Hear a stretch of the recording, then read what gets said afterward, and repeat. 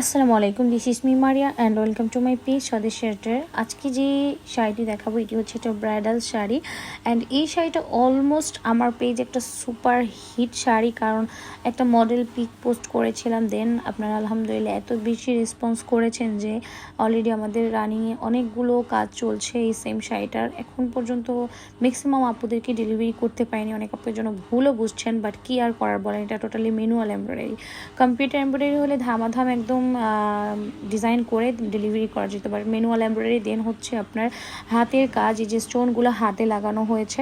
So এত gorgeous একটা শাড়ি করতে মিনিমাম একটা শাড়ি করতে 5-6 দিন সময় লেগে যায়, তো সেখানে প্রায় 25-30 প্লাস হয়ে গেছে অলমোস্ট এখন, এবং অনেকে কালার কাস্টমাইজও করেছেন, ডিজাইনও কাস্টমাইজ করেছেন। সো একটু সময় দিতে হবে।